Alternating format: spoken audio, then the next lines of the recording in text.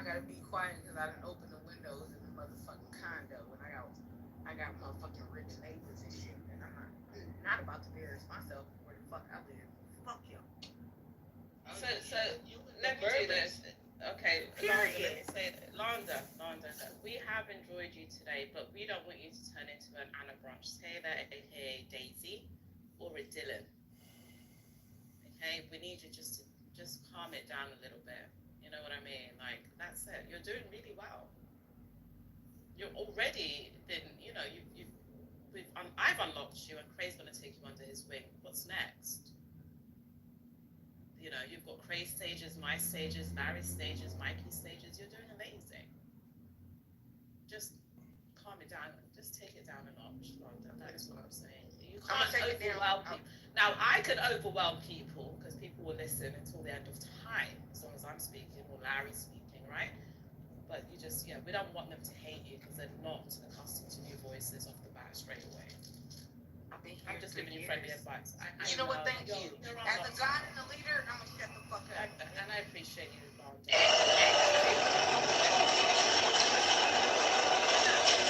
I am. I take on. That's the best leader. When I say I'm gonna shut up, that's what I mean. Okay? I'm not gonna be playing with you, motherfucker. Yeah, but we gotta be positive. You see what I'm saying? Yeah, all right. What are we doing next, Larry? What are we doing? Because I'm getting activated. I'm on the white line. So I don't know what's Z, you do realize you are a royal cunt, and the fact that you want to kill people and drag people through a mud, you must be one unhappy fucking bitch.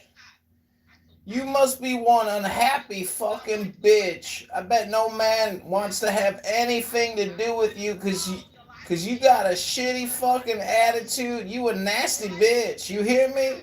I want everybody to know that I'm dragging this mud monkey through the fucking mud, you fucking English little twat.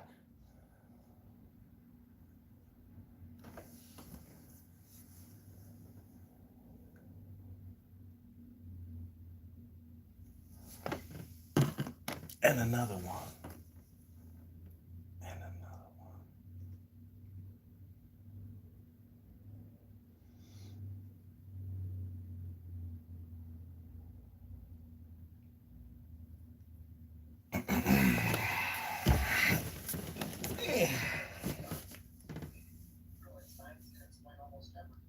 Hello, Donald. Hello? Hey, man, I came to convince you once and for all, yet again, that God does exist. That'd be amazing. Go ahead. Okay, I want to prove it to you in one sentence. Are you ready? Yes. God exists because right now, at this very moment, I am sitting facing God, and God is telling me to tell you hello. Alright, well, tell him to come here and tell me hello. God, can you come there and tell him to come hello? Just to say hello, can you go to him right now? Okay, he says, open up your door or your window, look into the sky, and look towards this big light object in the sky that blinds you when you look at it. And that is God telling you, hello. So why is the light gone? Because that's the metaphor. Well, metaphors are imaginary. I don't care about imaginary things. Oh, you didn't know that God was imaginary? I knew that God was imaginary. Oh, you knew that already. Well, then what's the problem? Well, I don't care about imaginary God. Oh, really? No, I don't care about imaginary gods at all. Why not? Well, because imagination does not correlate with reality, and I care about reality. You do? Yes. Can you prove to me that your reality is the true reality? Well, you have to tell me what a true reality is.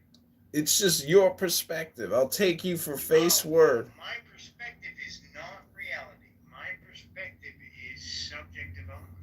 Oh, really? Well, what makes it subjective? That it is my perspective and it does not correlate with reality. Are you sure? Yeah. So you are out of touch with reality then? Well, that's a misrepresentation. I'd like it if you did not do that. What do you mean? Don't do that. What are you talking about? Don't misrepresent what I said. I did? Yes, you did. How? In what way? So, because that I don't accept that objective reality is the same as your concept of objective reality means that I'm wrong. That's the logical fallacy. Oh, I see. Well, I feel like I done convinced you enough that God exists. What do you think? I am unconvinced. Really? Sure. Well, I'm sorry you feel that way. I really. I mean, I'm sorry you don't have a way of convincing me. So it's my apologies to you Oh, I see. that you are believing in something you don't have a justification. It's my apologies to you. I feel sorry for you. Oh, really? Yes. Why? Because you cannot justify anything you believe. I can. Oh, really? Yes. Oh, okay. It's just like your opinion, though. Yeah, it's just like your opinion that God exists. Exactly. Except I can prove it to you, and I have proven it to you. So I feel like my work is complete. You haven't proven it, so please. I did. I told you God told me to tell you to look up into the sky at him and say hello. He misses you. The God sky misses you. Okay, so do you understand that telling me something is not the same as proving something to me? How else can I prove it to you if I can't tell you about it? Define proof. Proof is in the pudding, nigga. I'm giving you the pudding. I'm giving you pudding, but you don't want to eat it. That's an example. I'd like a definition if it's possible. The definition is that God is absolutely everywhere and that you are essentially a nihilist and your penis is shriveled up to the size of a small little bar peanut, salted and peppered. And once you realize that what you're doing is a waste of your time, when in fact you should be studying God instead of asking other people to prove God, you would be a lot happier. And as a result, you are a miserable, depressed, fat, obnoxious idiot. I am not fat. How much do you weigh, fatty? 150. No, that's not fat. But what about, are you exercising? Do you go to the gym and lift weights? Doesn't matter. I'm not fat. It does matter. Can you prove to me? Can you prove to me that you're not fat? Except that you said that I was fat, and I can demonstrate I'm not fat. But are you fit? No, I'm not. So you're admitting that you are not fit, but you are also not fat. Yeah, I'm not fat and I'm not fit. I agree to both of those. Okay. So do you want to get fit? Well, I mean, you have to talk about me being fit in a way that is conducive with my physiology. So, do you understand what my physiology is? Yeah, you don't wipe your ass, you smell like shit, and you shower every week. Well, no, none of those things is right. So, do you understand what physiology means? Yeah, physics. No. Do you understand Body science. Body science? Do you understand what physiology means? Yeah. Okay, define physiology, please. It's the physics of body mechanics. Okay. Is it possible for the physics of body mechanics to produce pain? Yes. Yes. Okay. Thank you. I'm done. All right, well, I am going to do a yoga class in my underpants. Do you want to join me and do yoga with me in my underpants in the sun? Not even a little. You don't want to even try a little? No. Well, what if I could prove to you that God exists, but your fat ass can't touch your toes, and as a result, you can never figure out that God... I'm speaking. You should be listening. My point is, if you do yoga, you can become one with God, and it's indescribable. Well, what if I can describe it? Well, you can't describe it because it's not. You can't put it into words. All you can do is do it, and I'm doing it right now, Donald. Hypothetically, what if, hypothetically, in some world, any world, doesn't matter, I can accurately describe what you're saying without any God? What does that mean? I'm stretching over here, Donald, in the sun. I'm gonna come. I'm with God. I'm with God. I'm with you, God. Hi, God. Tell Donald that he wants to come to you too, but he can't figure out where you're at because he's not there. Now, are you? That's right. Donald can't figure it out. I feel bad for Donald. That's why we're here, to tell him the good news. Doctor, tell Donald the good news. Take the deepest breath of the day. Breathe in and hold it for 10 seconds.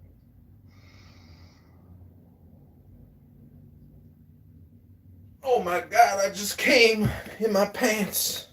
Oh my God. And as you breathe out, say, I am a flower. I am a flower made of cum, and I am gonna come again. You got a oyster in your pants.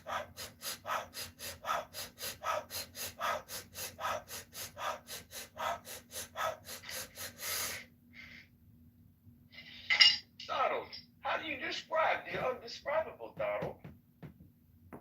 I don't accept undescribable. Well, then describe perpetual motion, please. Perpetual motion is fiction. So you're saying that it's undescribable? No, I'm saying it's fiction. It does not exist. Donald, how do you know that you exist? Can you prove to us that you exist? To you, no. I knew it. You're indescribable. So what? Listen, Donald, Doctor and I, we're kind of cool guys. We're not really that cool, but we know that we're cooler than you. And so we want to help lift you up out of your patheticness, out of your retardedness, out of your indescribableness, and make you into a real boy. A Pinocchio, you might say. Doctor, what kind of pragmatic, practical advice would you give Donald, knowing that he is a fat piece of shit who tries to get fucking losers to convince him that God exists? Meanwhile, he's got no girlfriend, no good income, no housing, no good clothes, no good cars. His fingernails are sticking out all over the place, and he got zits on his butt crack. Doctor, how can we make this man into a young god, into a young Hercules? Define cool, please. Doctor, I would you first start go with ahead. a shower. Okay. Take notes, Donald. This is pragmatic, practical advice from two grown men who are semi-retired. What I'm asking, define cool. You just gotta listen. That's what makes one cool. If you talk all the time, you ain't cool, nigga. Is it cool to run your fucking mouth all the time, nigga? Tell me the truth, nigga. Other than Hello? Hello? Hello? Exactly. Now shut your dumb clown mouth and listen before you speak.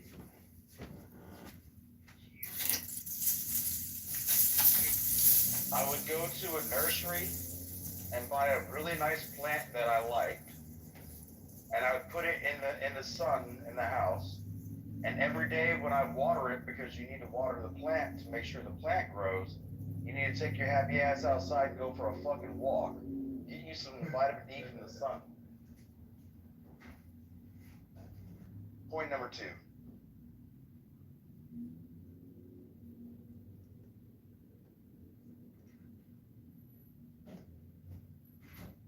Going outside and going for a walk is like watering your plant. You got to do it for yourself. You can't have pimples on your ass cheeks, not be clean from your shower, and like present yourself into society. Go wash your clothes. Don't ask your mom to do it for you. You know, dress like a responsible man. You know, grow up, grow a pair, go get some.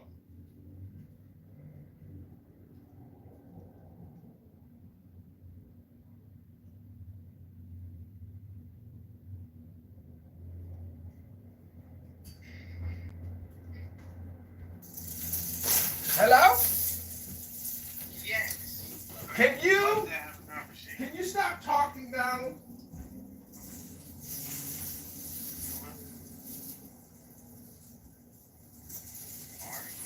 Donald, the whole point is for you to start listening more and meditating.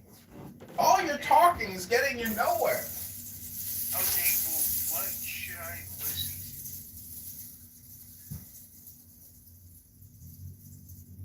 I would start with Marcus Aurelius.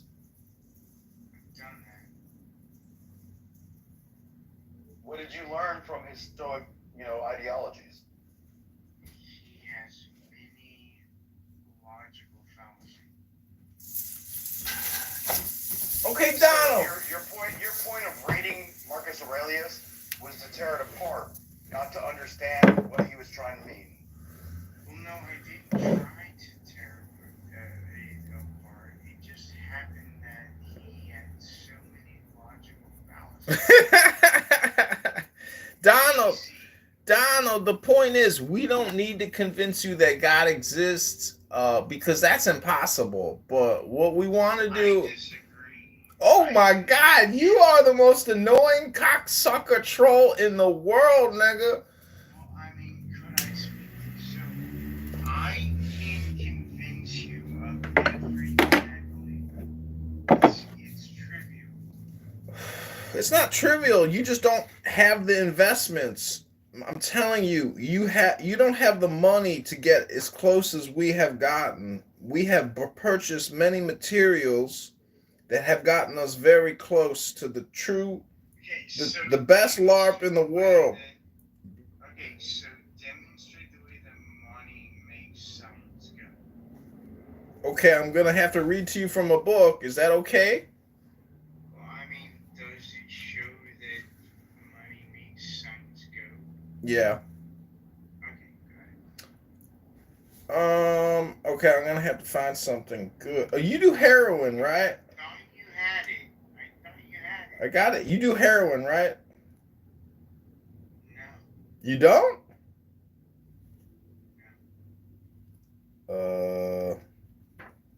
I thought for sure you did heroin. Why? Because this book is telling me that you do heroin. That book describes me accurately. That's what it says. But that book is the thing that describes me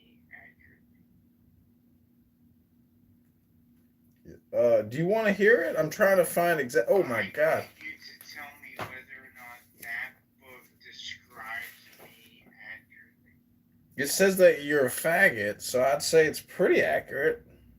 I have never ever had sexual relations with men. So does that book... No, you can still be a faggot and not suck cock. Well, hang on, I wasn't done. Does Yeah, why would you even... No, I've known Donald for a long time, so why would you think he's some cock-sucking, butt-fucking, butt-fuck motherfucker, man? Because I'm telling you, because listen, Mr. Big, I am a troll, all right? And I know a troll when I hear a troll. No. Yeah, you may say no, but it means yes. Sorry, Big. Donald is a fucking moron, idiot, dummy, and I have come here to rectify this young man. You can now listen as well, Big, and shut your fucking mouth when I'm speaking. You understand me? No. Do you understand me, Mr. Big? Do you understand me, Mr. Big? Hello? I am totally with you. Yeah. Hello? Hello? Okay, I'm going to read to you, and I'm going to prove to Donald once and for all. The other guy. His name is Big Donnie. Listen, Big. Listen, Big, I have come to rectify this young fucknut and hopefully make him into an upstanding young man. What do you mean by rectify? To educate you, dummy. Oh, how does rectify? I'm totally looking for this room. What's this called? All right, I'm going to now read to you how to summon your demon to visible appearance. Show me how to make a demon come true. Go ahead. In the middle of the circle should be a crucifix, lots of beer, and a copy of A.E. Waite book. I have not had as much beer as tequila. I've had a whole lot of tequila. Can it still work? Listen, the celebrants. Listen now. The celebrants sit in the circle and consume beer, marijuana, and other intoxicants, all the while profaning the demon Crowley, reviling him at every turn. Every couple of minutes. I'm reading a book here, Donald. Shut your fucking mouth and listen.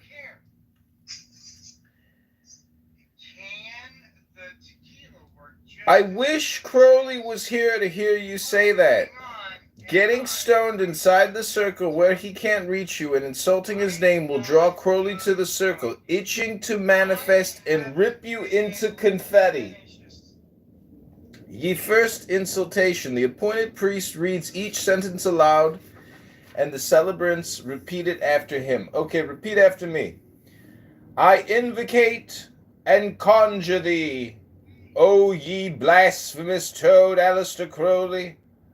Long have ye taunted us from the grave, meddling with the brains of acid messiahs and politicians, smirking at us from behind your silly Egyptian hat. I command you to appear before us now, if you're the great magician they say you are. Being armed with the power of beer and cigarettes, I command it. O worm-eaten necromancer, hear me. A sadistic game you have played with your disciples long enough. You lure the curious downhalls of Aleister Crowley statues and Crowley altars at every turn, only to lead the traveler to a mirror at the end of the path. And they realized their God was themselves all the time. But by that time they've bought all your books. Thou art a slick advertiser selling bottled air. I invoke you by your names to Megatherion, Podorabo, Baphomet, the Beast 666 foe, High Count Alexander Svaref, Chao Khan, Alice. Come thou forthwith without delay from any and all parts of the world thou mayest be, and make rational answers unto all things that we shall demand of thee. For thou art conjured up by the name of the living and true God, Xerox. Ye second insulation. If the obstinate beast refuses to show himself, repeat ye second insultation. By the power of the slave god, Jehovah, I command you to appear. By 20 generations of Plymouth brethren, I constrain you to appear. By Leah Hersig's bedpan, I lure you to appear. With 7 Vestal virgins I entice you to appear. With 7 lines of pure Peruvian cocaine I tempt you to appear. With 7 young gay Arabian boys I seduce you to appear. By a gram of China white heroin I dare you to appear. Just to see if I have all that shit, I defy you to appear. Ye grand insultation. Another joint is passed around the clown house room while the celebrants wait for a sign of Crowley's appearance. His manifestation can take many forms, and each adept should comment on anything he or she should hear or see that might be Crowley, from insects to rocks to vegetation. While the joint is smoked, each of these possible signs is discussed and either discarded or seized and put in the middle of the circle. These objects touched by Crowley are hoo-has and should be kept by the celebrants as power objects. If Crowley still does not appear in physical form, a final and most powerful criticization and insultation is uttered by the priest. Come on, man! This is embarrassing, Donald. We do this ritual and you promise it will work and you don't show up. That's just like you lime-sucking bald pate of an English windbag. We come out here dressed in fine apparel and take strange drugs and all that shit, and all we get out of it is sitting here in a fine apparel stoned on strange drugs in a clown house room. Come on, you lecherous old fart. You can tantalize us with a little visible appearance, can't you? Just show us a leg and a part of a helmet like Boer showed you. Huh? That is, if you got the balls. Come on, Crowley. Show us that beast of a Wagner you brag about. As soon as this is said, Crowley will manifest on the outside of the circle. If not in bodily form, then as a breeze or something more tenuous, but everything that moves outside the circle has been touched by him. Each celebrant who hasn't found a Crowley hoo-ha yet should go out of the circle and find one. They are piled in the middle of the circle. These Crowley hoo-has can be used for any and all types of thelemic magic. They're almost as good as Crowley knucklebones and Crowley toes. A reverse banishing should be performed. Face the inside of the circle and at each of the 8 points say, "Under my thumb," while you grind your thumb into your outstretched palm, ye warning. The OD takes no responsibility for the consequences of performing this rite. Crowley's manifestations are sometimes violent. Once a whole group of adepts were found buggered to death. Be forewarned.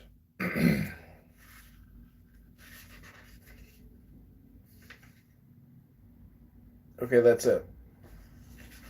That's called How to Summon Your Demon.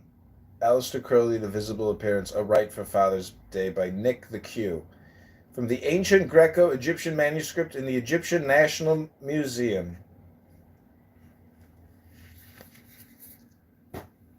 That was read from Abraxas. Magic and Thelema. Only $4. Written in the 60s by a bunch of fucking pot-smoking, acid-taking...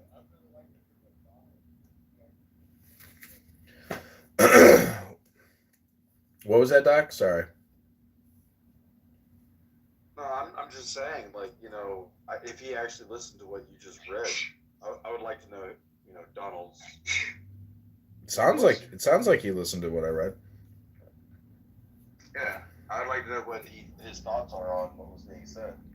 Alright, I Oh, please, hell no. That was like a whole 10-minute rendition.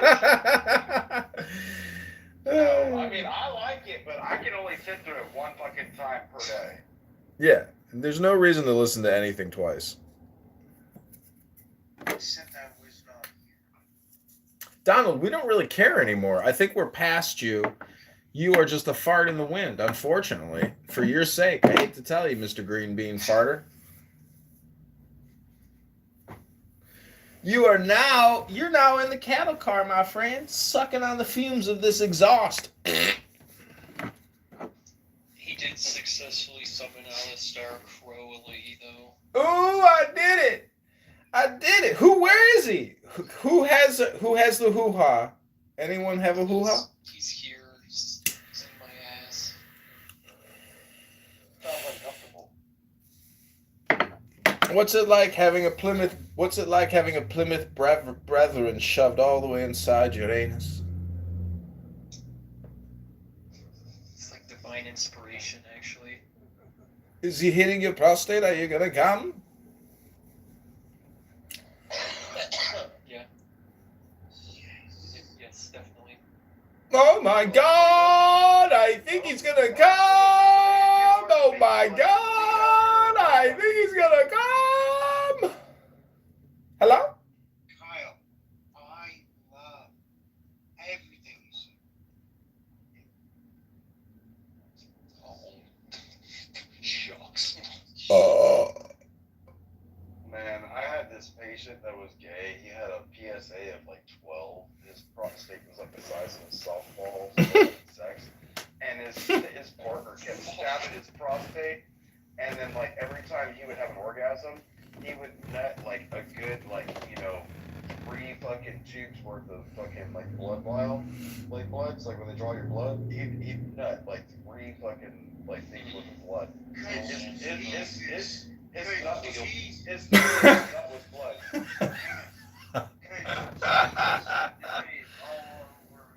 Oh my God, doctor. You know, doctor, I was talking about how my uncle died of cancer, and bone cancer, and prostate cancer, and what his journey was like into the grave. You know, his last like 3 years in the struggle of dying, and how, you know, the will that he had, but the body that just kept, you know, putrefying and decaying. And what a horrific journey. Yeah, he really fucking. I look back on it, I'm just like, God damn, because this guy was a workout freak, a health freak, never smoked a cigarette a day in his life, and he died and croaked, you know, not happy, just very, very fucking upset. I had when I was at Win Army at Fort Stewart, when I was at Win Army Community Hospital, I was running the or the colonoscopy lab, or the endoscopy lab, and dude, we had this like the baddest soldier you would have ever met in your entire life, like, you know, Boy Scout, did everything right, just went free tours, But when we got him, he was 33 years old, and I had to do a colonoscopy on him because there was, you know, complications with his health, and we were trying to figure out what was going on. When we put the tube in to go into his colon, like, he had melanoma from his exposure to the sun while he was in, deployed, and the melanoma had metastasized to his gut, and like it was just tumors all inside of his large intestine. Okay, you have to stop. Oh, I think we found topics that Donald might not like discussing, which is the subjective world, not the objective world. He's saying things that he cannot justify. Donald, you do realize you are a repeating pattern of puke and shit, right? Whoever you are, you need to fucking man up and stop with your repetitions, brother. I've been listening to you for years, my nigga, and all you do is repeat your sorry ass and start slurring your words when you get stoned out of the bejesus on the heroin or the fucking tequila that you drink, you fucking little wussy pussy. Go to the gym tomorrow, Donald. If I have one more thing to tell you, it's this. Stop playing the convince me God exists game, become a fucking man and start sucking clits, drinking beer and smoking joints, and lifting weights and reading books, and become a man again, you little frog, you little rodent. That's all I have to tell you, you little rodent. Farewell.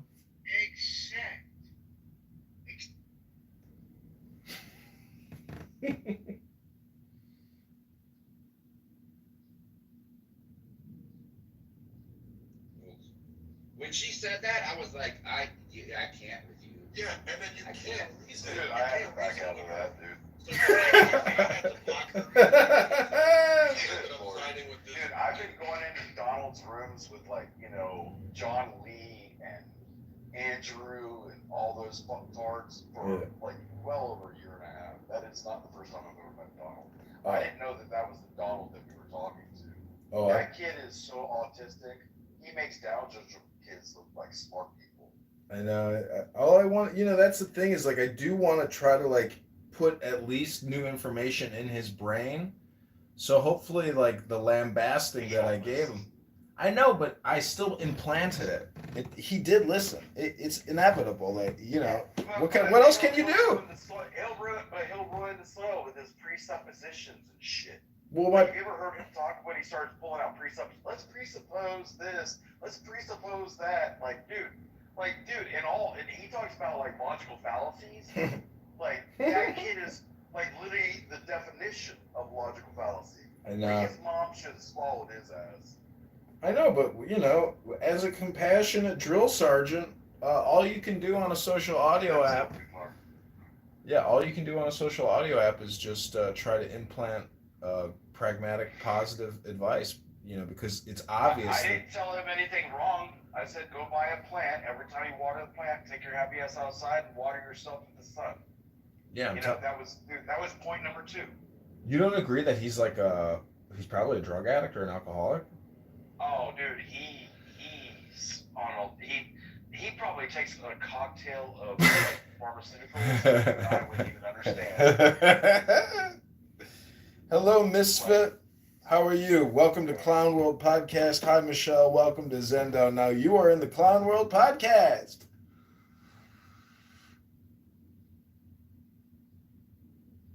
I'm stretching in the sun. Just smoked some weed. And I pulled these 2 Abrasics books out. See, that's the interesting thing is at least I got to read something interesting, in that Donald room. I wasn't gonna let you read it twice. Oh, hell no. Sorry. Hell. He's like, I wasn't listening. Can you say it again? I'm like, no. What'd you think about the beer? What'd you think about the beer and cigarette stuff in terms of like the summoning? Dude, I thought it was funny. Bro, I mean, like, he definitely was raised by a very possessive single mother. He doesn't talk to his dad. I think he said that that he smells very, very bad because he doesn't shower more than like once in a week. And he says he's in all kinds of physical pain.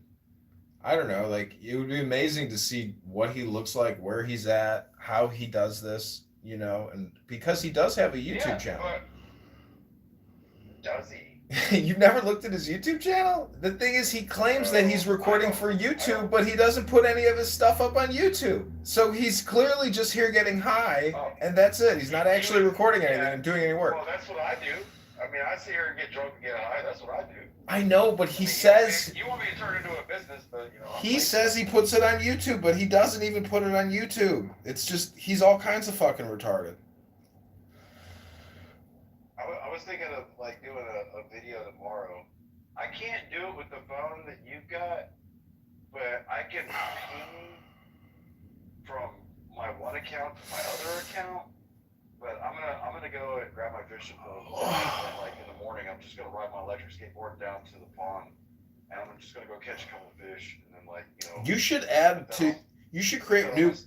You should create more content for your electric manufacturing business. Like, I haven't done that in a long time. Because that you. I shut that business down 9 years ago. I know, but just don't look at it in terms of actually being a business, anything other than a YouTube business. Like, you have a valuable YouTube account. You should just go screen record content and put new content up about the electric bike industry and turn that into a publishing business, not an actual material physical world business.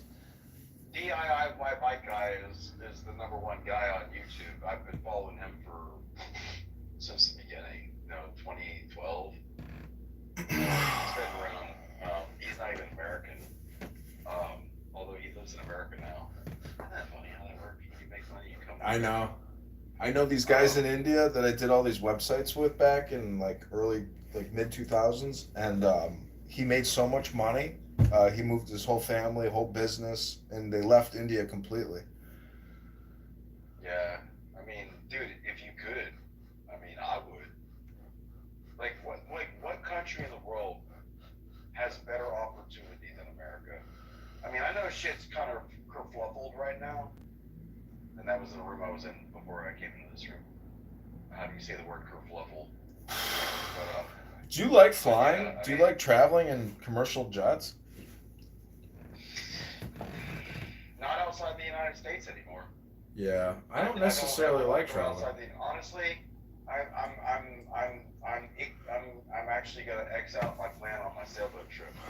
I've been literally dismantling it for the last month. Because all the shit going on, I don't want to leave America. Honestly, and that's a sad thing, because I would love to bounce around in my sailboat and go through the Mediterranean, but because of so much tumultuousness of the regions, you don't even have to worry about the Somali pirates anymore.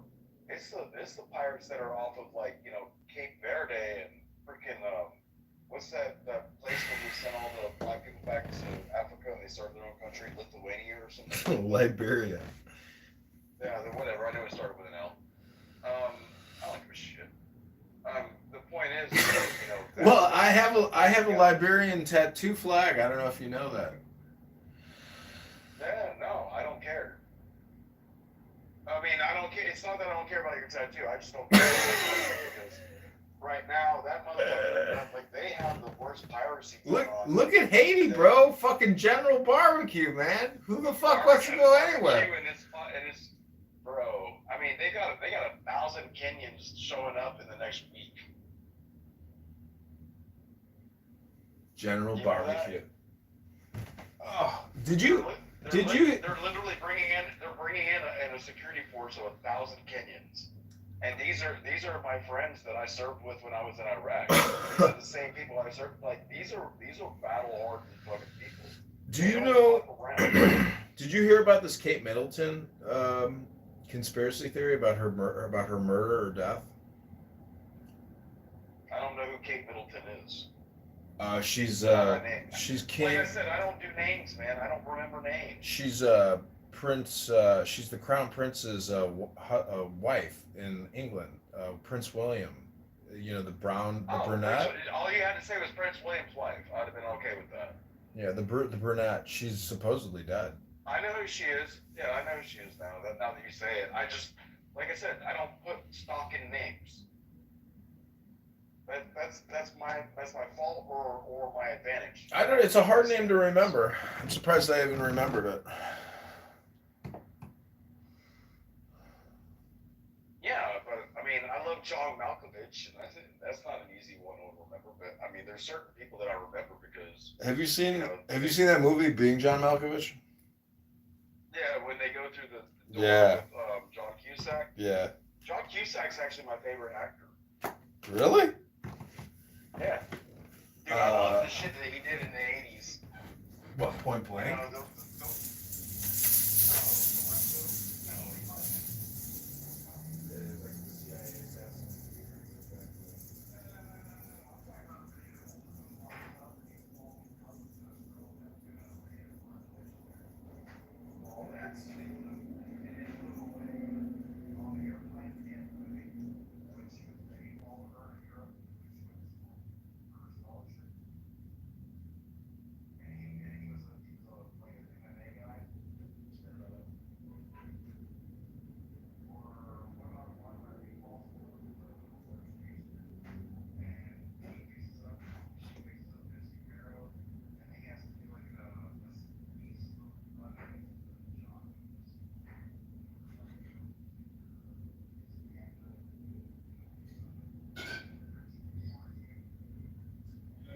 Reminded me of something that out of all the movies, romance movies are the most successful.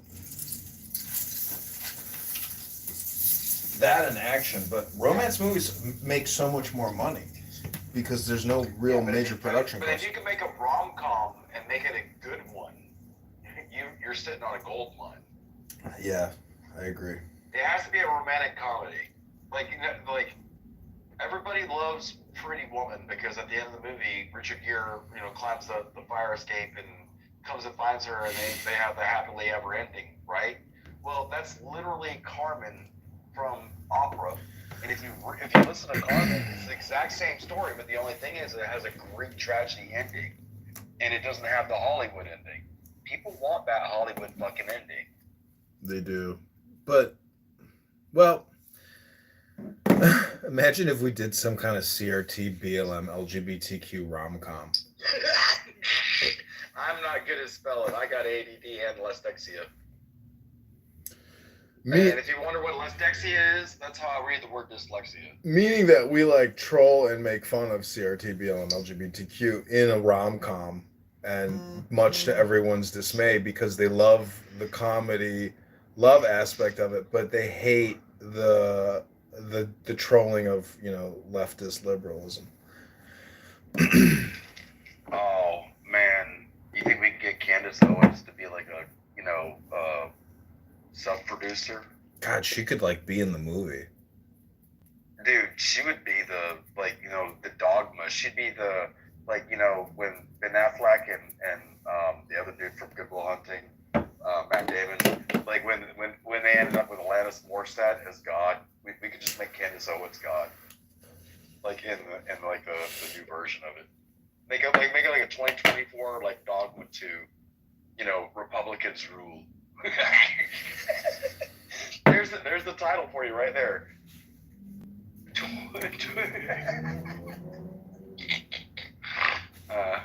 Man, I'm definitely high. Shit, I'm so high. Man, I've been smoking that good all fucking day. I woke up at like 5 o'clock this morning. I went and ran like 2 miles, and then I came back and I got on the internet and I drank like fucking 6 beers, and then I made breakfast, and then I, you know, ate breakfast after, you know, the 6 beers, and I slept from like 11 o'clock until damn near 2:30, and fucking then I woke up and then just, you know, started the rest of my day. But man, right now I'm on beer number 4, but I mean, there's been a pause in the day, a sleep in the day, food in the day. You know, I went for a run in the day. You know, the idea that you don't even want to buy a plant, water the plant, and go for a walk drives me nuts. How are people this fucking lazy? I really want to know.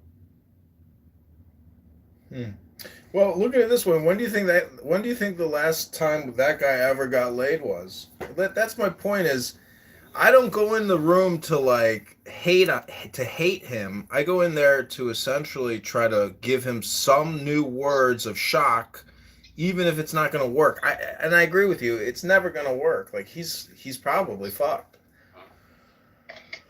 Yeah, he's at this point you can't help him. Until the point where he wants to help himself, then he'll be able to help himself. You know, and you can help him. But until he wants to help himself, all you're doing is just enabling his delusion. Like, because you're just feeding into his delusion. They're like, oh, all these people come in and they keep talking all this stuff to me. Oh, let me keep doing it because I have, like, you know, people talking to me. Like, you're feeding into that delusion. You're enabling it. I told him once that I took his idea of Convince Me God Exists and I made it into a TV show and sold it to Netflix, and he was going bananas, screaming that he wants his money. That would have been funny as shit. I would have laughed my ass off. Bruh. Yeah, man. So how's the money room working for you these days? What the what? I always call it your money room, where you got all your cameras and all your phones and everything, and all the. I've seen you. I go on your. I follow you on YouTube, so yeah. But I watched like you showing all the different phones and all like your complete setup and all that, and I was just like, you know, like how's it all working for you? You know, making money make sense, or I'm not making any money. No. Yet? Oh damn! With all that. No, it's a huge investment. It's not that much money. Each phone is like Each phone is like $50 to $100. So if I have 30 phones, I mean that's like $2,000, $3,000. That's not that much. I can get you phones a lot cheaper than that down here in Georgia because I was like the phone that you got me, that the A23, whatever the fuck it was. It's $25 right here down in Georgia at Dollar General with the $5 super coupon. Yeah, but But you have to the have thing on your is, phone. I do it with the telephone number. I mean, I don't need any new phones. I mean, obviously, I have enough. Yeah, I would say. But I mean, I can get the same phone you were talking about for like, honestly, I can get a refurb for like $15 delivered. It's such a cheap phone. This new one I got kind of sucks too. I hate this new S21 Ultra. I just moved up from my old S9 that we used to talk on. I like my S9 better than I like the S21.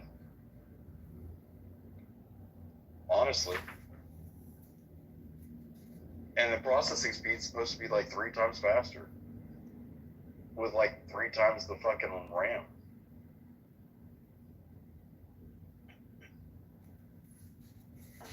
Yeah, man.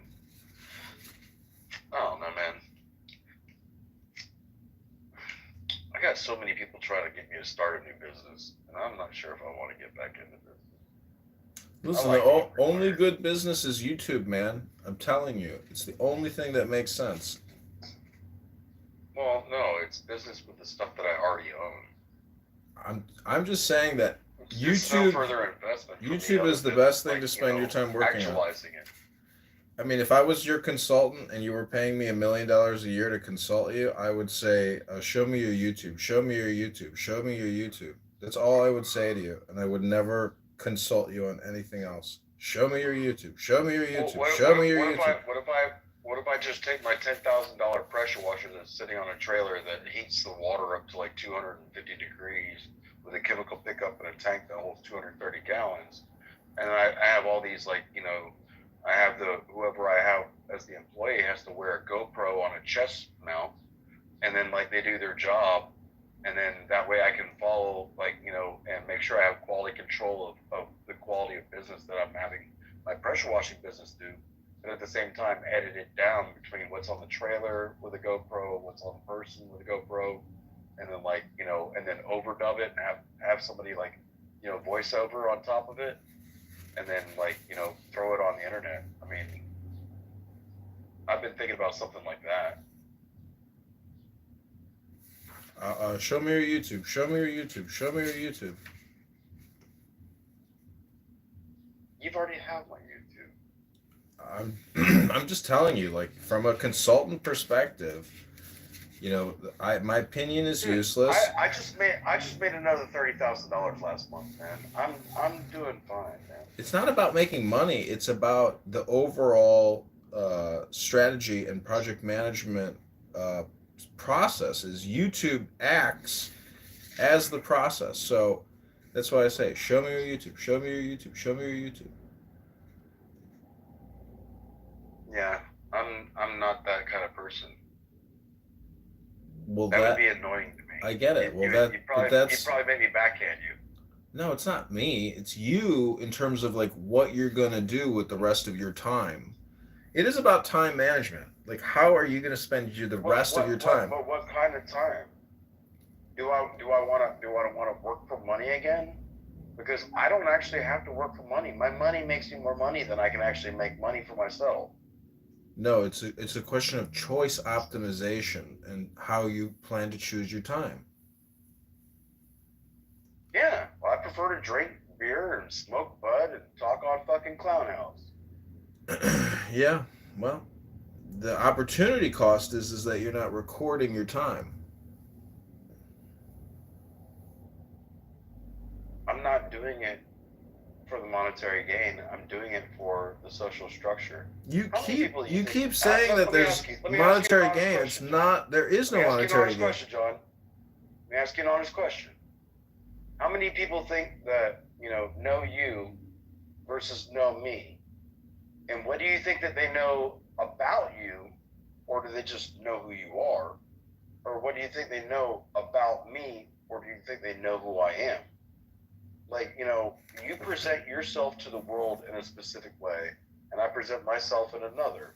You could say that, I am a flower, and I will say, I am the world. We can have different perspectives of stuff, bro.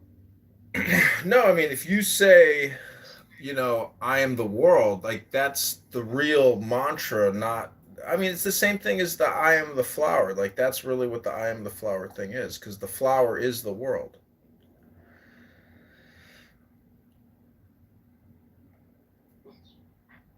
Tomato, tomato. Potato, potato. Irish nigger, pygmy, Corn dogs, hash American. browns, and barbecue sauce. Dude, my mom made me that for breakfast one morning. It was corn dogs, hash browns, and barbecue sauce. I was like, damn, Mom. What is the best flavored barbecue sauce? My mom made it, and she died, and she took the recipe with her. She wouldn't give it to me. Well, I mean, what's the name of it? It was a homemade recipe that had been passed down from. It was actually a Native American barbecue. That's a good name for a barbecue.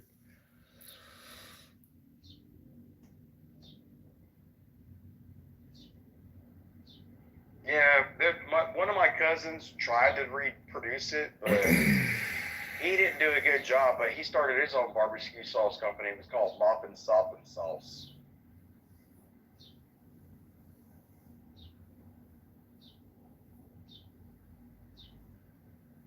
I mean, he started up, did it, and got it going pretty good, and then sold it out and made a pretty hefty, chunk of change on it. So, wasn't a bad deal for him.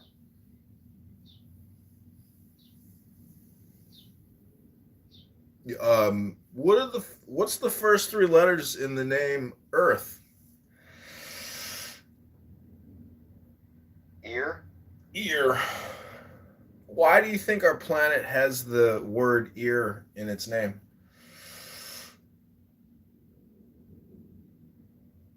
Because it would have to do with knowledge.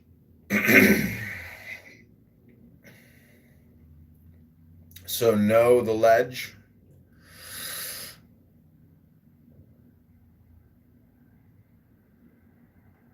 Well, I'm pretty sure if I was blind and there was a ledge and I was walking toward it and I was blind, I would be able to hear the pitch change between the ledge sound of wind that comes up off of the ledge versus where I'm at on the plateau. Do you speak any other languages? Shwe. How do you say ear in Arabic? Oh, no clue. I mean, I can look it up, but if you really fucking want to know. Do you know how to say ear in any other languages?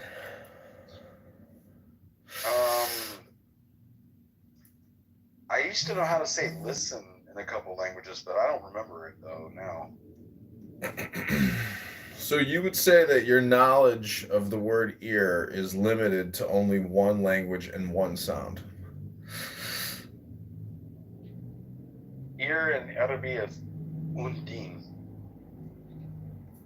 Oh no, ir or ir. They call it ir. Yeah, ear is ear for them. Like ear is ear. But yeah, I'm thinking I'm looking at Farsi. My bad. My book goes too deep in shit. But ir is ir in Arabic. How do you say earth in Arabic? Arabic.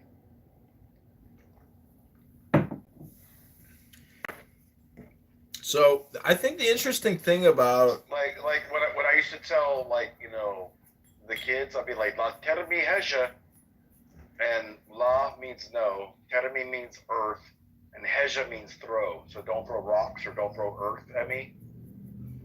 La termi heja, you little fuckers.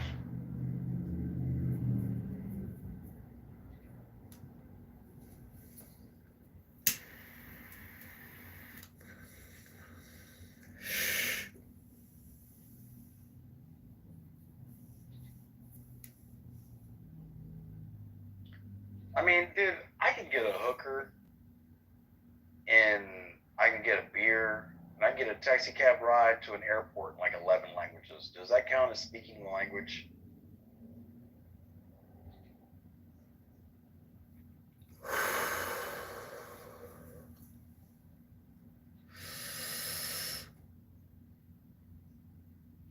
Well, I think silence is the universal language.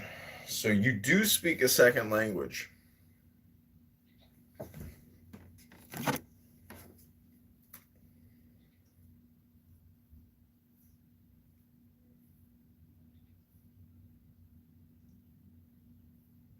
Well, I've never had a problem when I meet people in real life that they tell me that I talk with my eyes. You know, because I smile with my eyes. You know, I get mad with my eyes. I can be thoughtful looking in, but like my facial expression is typically my eyes. People look at me like, man, you use your eyes a lot when you talk with people. Yeah, but that's not. It's the whole facial expression. It's not just the eyes. Yeah, but you don't need to be able to speak a word to use a facial expression.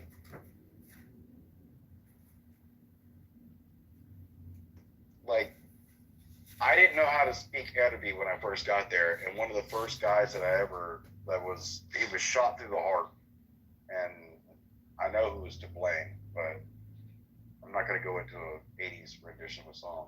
But when I was holding him, I knew that I couldn't fix him. Like you get shot through the heart. Like, how the fuck do you fix that? Like his shit was spilling out his back, and I was looking at him holding his head, and I'm looking at him, and I didn't speak Arabic, and he's looking at me, and I could just see the fear in his eye because he knows it's done. And like I look at him, and all I could do was go, and I was shaking my head like no, and like, and I was like, masalama, masalama. I'm like, I knew how to say like goodbye, like to let him know. I'm like, hey, it's no good. You're leaving. That's all I knew how to do. But I mean, he sat there and cried in my hands. You know, I don't know if he was thinking about his mom or his wife or his brother or his sister or whomever. You know, but I didn't need to speak Arabic to know what that I was with him in that moment.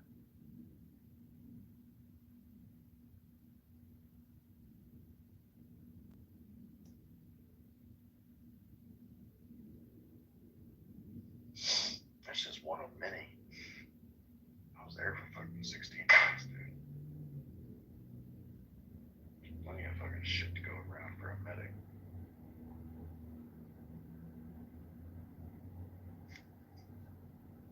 Still the most underrated job in all the military. What?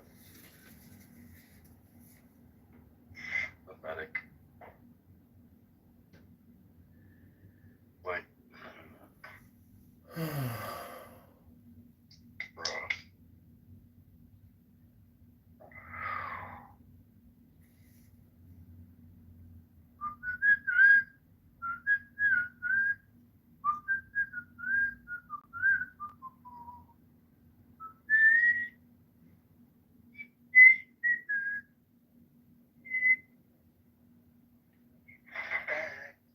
Oh, I can't hit that note. So, what you got planned for the weekend, brother? You gonna go get rid of some of that gout in your legs? I was kind of feeling some of it today, actually. I was like, oh God, I hope I'm not going to have a fucking gout attack.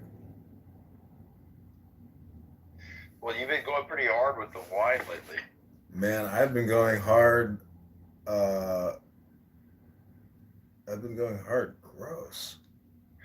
Yeah, but that uric acid buildup, though, man, fuck. It's like it's pins and needles. I mean, I've never had it. You've never had it, and you drink all that beer? I drink a gallon plus water per day on top of this beer, and I run damn near every morning. I am not dude, I'm 162 pounds. I'm 5'10", and I have a forehead that's a 5 head. Dude, trust me. I get my blood drawn every 3 months. I know exactly what my renal function is. I know what my hepatic panel is, which is your liver. I know exactly what my complete blood count is. Like your white blood cells, finding out if you have infections. I got my complete metabolic panel showing my like resting glucose sugar, like showing my diabetes, my HbA1c. Like, dude, I used to run a blood lab, so this is the stuff that I maintain on myself. I was a licensed dietitian in 2002. Fucking 22 years ago, I was a dietitian. That was when I was 27. That was the year my son passed away. I thought it was kind of funny how Donald, when he started talking about Marcus Aurelius, he said the whole thing was a logical fallacy. That was so funny. Dude, that's his rebuttal to everything. Everything's a logical fallacy. It's like my little brother that the year he found out the word why. Like, why? Because of this is over here and this why. But yeah, but why? Like, but the why, you could just keep asking why. Like, why never fucking stops. And he's a why kid. Like, that's a logical fallacy. Why? Like everything is a why. And a lot of people use that as like they're mixing why with the Socratic method, and they'll never answer your questions, and then they'll ask you a new question, why? It's so infuriating, for lack of another word.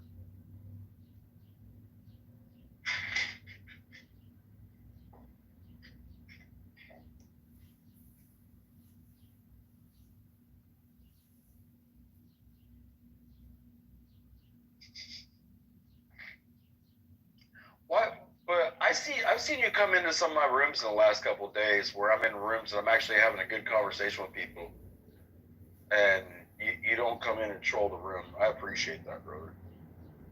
Oh yeah, I mean, I don't want to interrupt you, or I mean, because I know you, so I wouldn't want to intentionally interrupt you, or Yeah, no, ruin. I was actually wanting you. I was going to invite you to speak because it was a room full of there was 3 Muslims on stage, and then there was me and another Hebrew woman, um, and like I was actually going to look for you for some backup on some you know actual fucking backup, but you dipped out. I think that was either this morning or yesterday morning. I don't know. The beer tends to blend together, like people's names. Names and time. That's what I really don't give a fuck about. But no, dude. If I start waving at you in a room, like from the Hebrew aspect, because people were talking shit on you when you left a room the other day.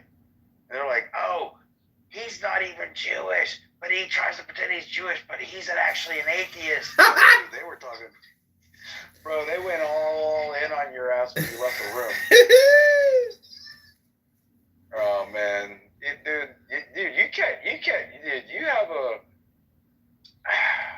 I think the problem with the way that you do your trolling now is you're too fast with it. Like, you're too quick to just like, fucking Jesus, dude. Oh man. Yeah. I mean, you've got a way of pissing people off really fast. Yeah. But I mean, but you're never in those rooms. Do you show up with another account in that room and then just record from the bottom or something? I think that would be fun to do it that way, where you troll and then you record the reaction. But I don't have a new burner set up yet, so everybody knows all my accounts at this point. Damn it, man. Maybe I need to send you a track phone from Georgia for 25 bucks. Wait for the first of the month. I got you. I'll send it back. I think I still have your return address on that fucking thing. No, I don't, because it came from fucking Amazon, didn't it? No, I don't even have your address. But I'll figure it out, man. I'll get you a burner phone. Get you that way you can set up a new account. But I mean, yeah, you've made a hell of a fucking name for yourself on this app. I'll give you that motherfucking much. For the people that are regulars, and you know, I haven't seen Sig on this bitch in a month. He might have blocked For 3 you. weeks at least. I saw him on the app this morning. Oh, he blocked me? Maybe he did, because maybe you were drunk and probably, he couldn't take it anymore. Well, fuck that motherfucker. Well, that's my point, is he's just protecting his communication bubble because he likes to keep the conversation moving along. And you can have keep it moving along. Well, what I'm saying is, if he did block you, it's probably because you were going on a long communication and he didn't, he was just getting annoyed. I don't go on long rambles. I don't do run-on sentences. I don't like dialogue, I don't like monologues. I like having back and forth popcorn. I agree. I think that's more fun, but I'm just saying that I'm just trying to come up with reasons why he blocked you, if he blocked you. I don't think he did. I don't think he would. Because I don't have any recollection in my head that, him and I got in a pissing contest and we were both standing in the wind. Well, then he didn't. I'm just telling you. I talked to him like yesterday, and then I saw him on here this morning. Maybe I was just in another room and not looking. That's the thing. He puts together good rooms. I don't go looking around. I don't even look at the chat. I don't look at the chat. I don't give a fuck about the chat. I've never looked at the chat. The only time I ever get in the chat is when I get knocked down to the goo, and the chat is the only way I can express what the fuck I was just trying to say before somebody cut me off and kicked me down. That's the only time I ever use the chat in the goo.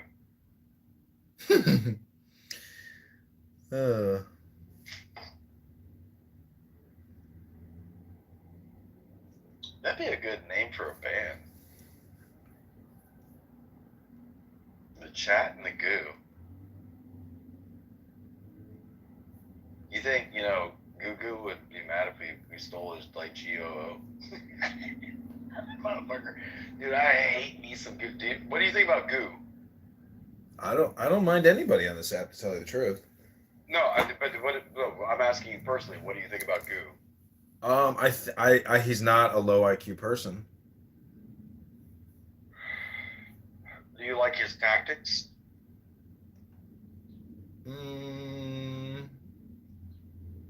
Yeah. I like, this may sound weird, but I like groypers. What the fuck is a groyper? Basically a young nationalist American. Young version of me? Basically, but it's basically like Proud Boys in the sense that hell no, I ain't holding no damn tiki torch. No, a flamethrower.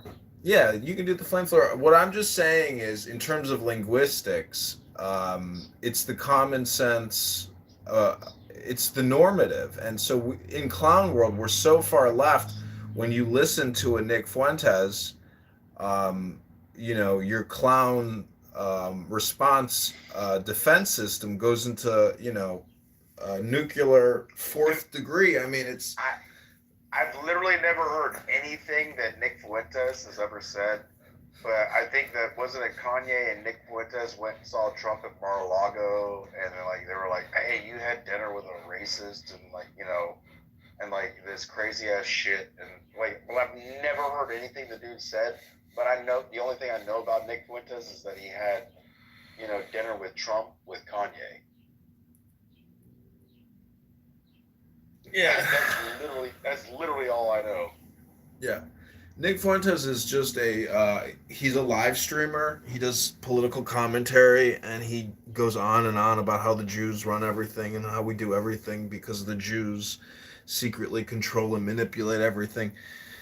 So, yeah, I think it's Well, he'd hate me for my fucking great grandfather, grandfather. Yeah, but like, yeah, just because I was related to a Rothschild, how do you think he would fucking perceive somebody like me? I don't know. The interesting thing is actually the debate and the conversation. Did you listen to the Don Lemon, Elon Musk? Oh, Elon, yeah, that was a clusterfuck. Like, dude, Don Lemon is an idiot. He couldn't read the room. He couldn't recognize the presence that he was in. He was a peon talking to a king. Well, he was an idiot. I agree. Dude, I agree. Bro, however, I'd have been the motherfucking dude. I'd have been the Joe Rogan court jester of the room. well, Like, I'd have been like, hey, I got a compound bow that I could shoot through your truck. Can we shoot it? You know. well, Like, tell I'd be that guy. tell me if you You know, tell me if you agree with this, that in terms of woke spin artists, Don Lemon is at the top of the game for being the biggest fucking phony. He's dude. That was a hand down from Elon to Don, because Don was on his way out. Nobody wants Don. Nobody wants to touch Don. Like, you know, he lost his shit over at fucking CNN. Like, dude, nobody wants it. He's got all that shit going on with him for all the sexual accusations going on around his ass. No, nobody wants to touch that dude. That was a hand-me-down from Elon, and he shit on the hand that fucking reached out to him. Well, yeah, it was karma in action. It's incredible. It's really an incredible interview to watch, because you have essentially a woke clown prince, a nigger faggot, who is dating a white man, who takes it up his ass from a white man and fucks a white man in the ass, and he's worth $30 million, $50 million. It's just the biggest. See, the thing is, it's just listen to the audio. Don't even think of him as a gay biracial man or a gay black man. Just listen to what he says and know that is his brain's way of essentially communicating a position of clownness. So in terms of getting the clown awards, like, he's a winner, you know, and it was a big coup for him too to get Elon Musk. That's like catching the biggest fish in the world. And he tried to roast Elon, and Elon didn't. The only person that lives is, what was the guy that was Kitover? What was the guy the only one that survived at the end of Moby Dick? He was the guy that like had the coffin, and he was like the spiritualist. Bro, I mean, like, he literally had Moby Dick, you know, and you know, he was what was it, Captain not Abraham, Captain starts with H. Fuck, man, I hate this crap. I read too many damn books. I got too many damn names in my head. Ahab. There you go. But Ahab, when he found, you know, Don Lemon was Ahab, and he found the white whale. He found Elon. He had the ability to fucking do it. The problem was, you know, he became greedy, and you know, he went back to his old fucking ways. Like, do you think that, like, the whole LGBTQ plus AI whatever, you know, Star Wars fucking shit is going on? Like, do you think they really care that Don Lemon went at Elon? Like, everybody that in all the communities fucking own Teslas. We love what he's doing with fucking SpaceX. Like, you know, like, he's brought our fucking space industry back from the brink of death when the space shuttle program shut down. Like, who doesn't love the guy? He's playing, you know, because the point of the vice president is to control NASA. When have you ever seen Kamala Harris at SpaceX? Because if I was a fucking vice president, I'd be hanging out at SpaceX. I'd be like, sorry, Elon, it's my thing. You know, I'm vice president. Bro, you couldn't keep me from fucking NASA. You've never even seen that bitch there once. These motherfuckers don't even fucking want to be public servants no more. They just want to milk the system like they know how to get an EBT card, which I've never even had. I have. Hey, I ain't mad at you for it. If you needed it, get it. I'm not one for people that milk the system just because they know how to. I mean, when I say EBT card, it was only $160 a month for 3 months. Bro, hey, dude, to me that's a lot, because $160 when you ain't got no money, that's a lot of fucking money, especially when it comes to food. Oh yeah. It'll feed you for a whole month. If you shop it right, Yeah. use some coupons and go to the right places. You know, don't go to Publix. I'm not going to make you go broke in 5 fucking seconds. But yeah, you can figure it out, man. I've always been that way. I've always been a very frugal kind of guy. Listen, my mom is so frugal she doesn't even flush her toilet after she takes a piss. Well, if it's yellow, let it mellow. If it's brown, flush it down. But my point is, when you go to her house for Christmas and you go to take a shit or take a piss and you gotta smell her fucking piss, you're like, hey, bitch, no one wants to smell your piss. Flush your piss, bitch. Hey, I got 5 sisters. You only one know the holiday. Dude, I got 5 brothers and 5 sisters. If they've only done it one time in my life, but if they all show up, there'll be 11 of us. And I'm the only one that connects like one side of my family to the other side of my family, because we're all like halves. I don't have any whole brothers or whole sisters.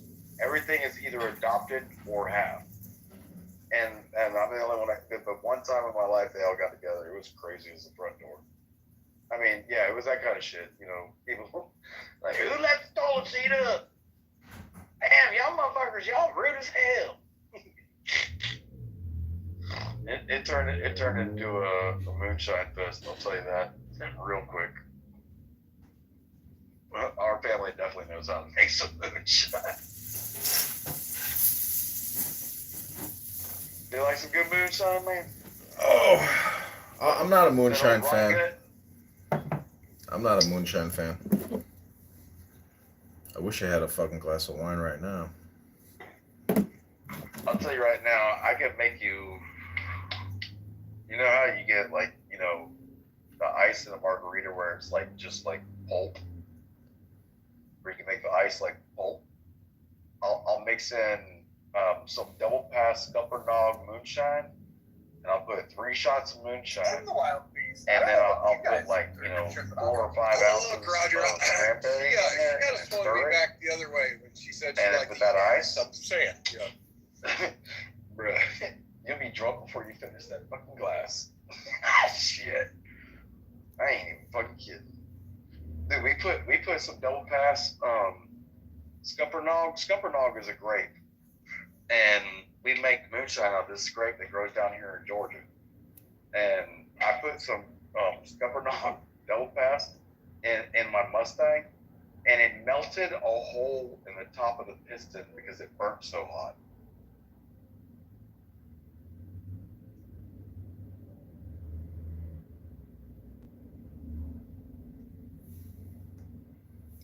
And you put moonshine in a car?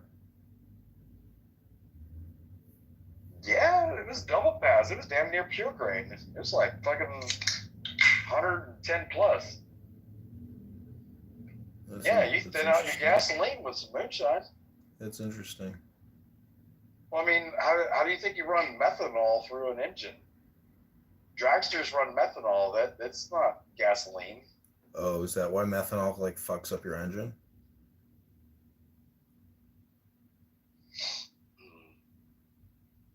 No, it's an actual fuel.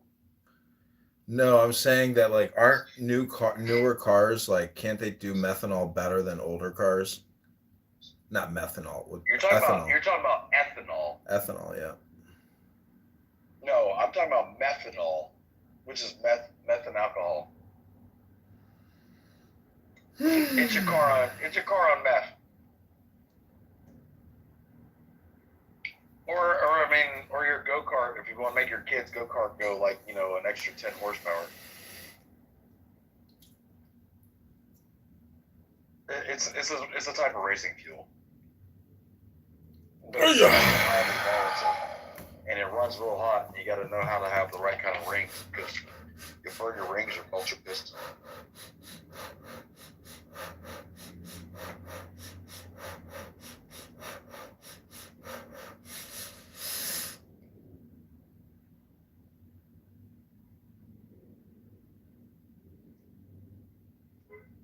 But no, I mean, I'm telling you, man. I could send you a mason jar of some Scuppernong moonshine. Well, I went to this wine barreling place once. For free, man. I went to this wine barreling place, and they they were distilling wine leaves and making moonshine or some type of hooch. And when you put it in your mouth, your whole mouth felt like electrical. And then he was telling us, that this can kill you if you drink too much, and because it's technically a poison. And man, I was like, bro, I've never put a fluid in my mouth like that. Like it felt like my whole mouth was electrical. Look at how Keith Whitley died. How did he die? Alcohol poisoning. He drank too much. Like you can get you're like they say if you're above 0.08, you're legally drunk. But if you get to 0.5, you're dead. That amount of alcohol within your system will shut your whole system down. You can literally drink yourself to death. I mean, what was that? Leaving Las Vegas with who was that guy from Gone from 60 Seconds?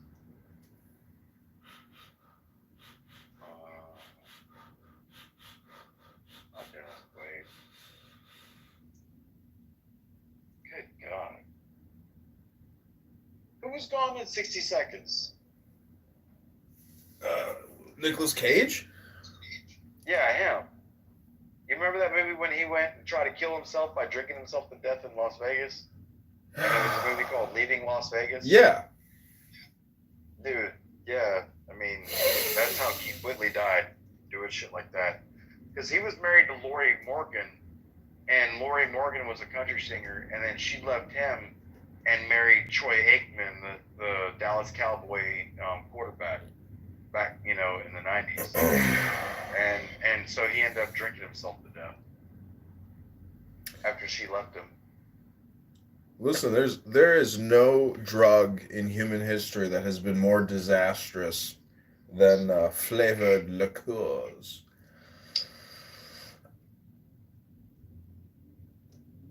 Why do you think I took spirits out of my diet? I don't consider beer to be spirits. I mean, that's as far as I go.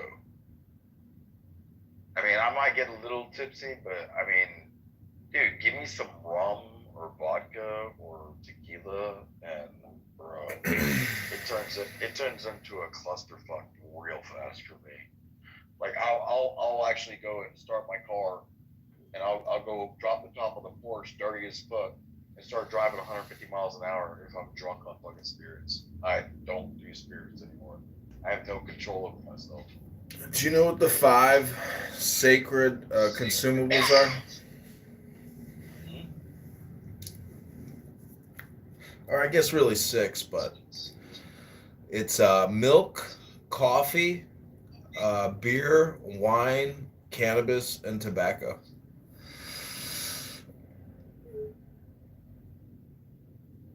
I'd put potatoes at the top of the list, besides water.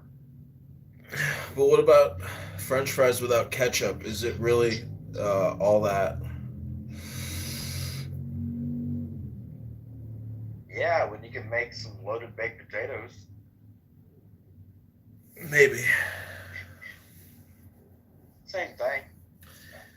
Cooked a different way. I don't like frying stuff. I don't like the oil. I don't eat fried food. Not if I can help it. Have you ever had a what's a deep fried burrito called? Chimichanga. I don't know.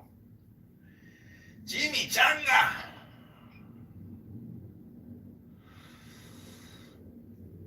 Been a long time since I worked at Taco Bell. I don't remember. You worked at Taco Bell? Yeah, when I was in high school. Did you eat like and make all kinds of shit? How old, dude? I got my car, and I had my money, and my dad matched my money, and I got my RX-7. And then, dude, my insurance in 1990 was fucking like $300, almost $300 a month for insurance. What? On my car. I was 16.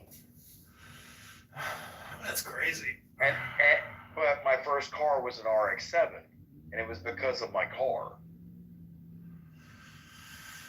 Yeah, that makes sense.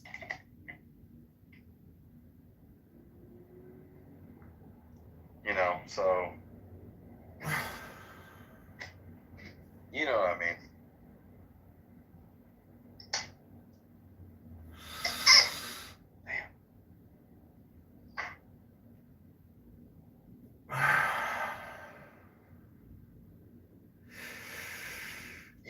You've been going at it pretty good.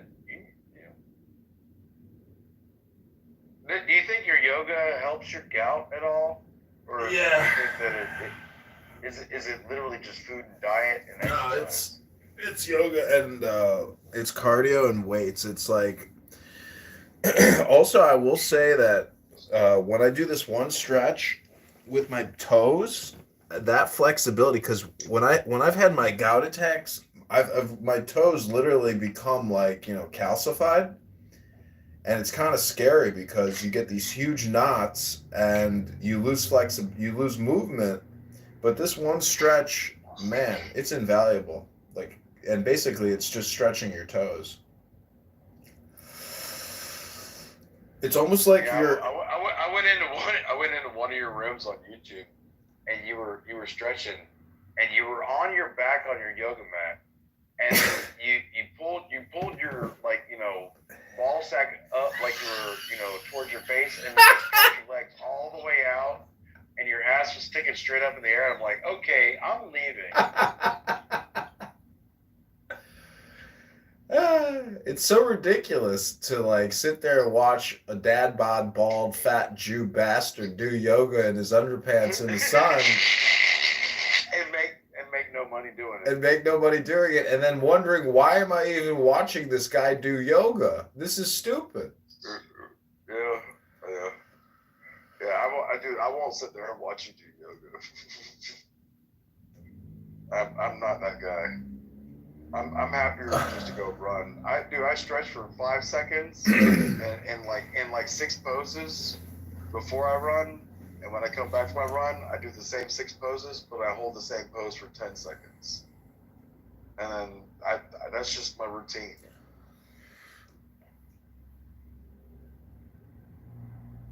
I don't want people watching me stick my ass up in the air dude. I'm telling you, you'd be a hell of a gymnast. You got the flexibility for sure.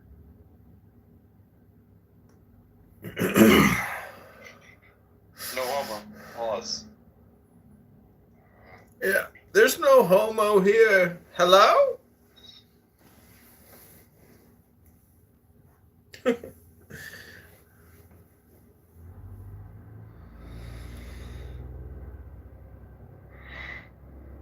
Yeah, man. So what you doing for the rest of the day, man? You got it's only probably 7 o'clock for you. Yeah.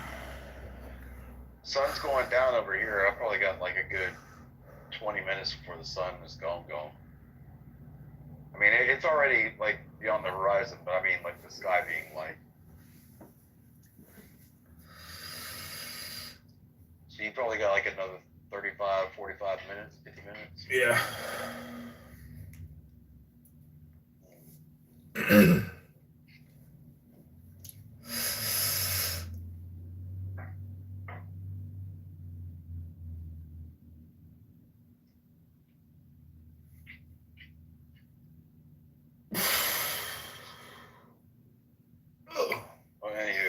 I'll jump out of here.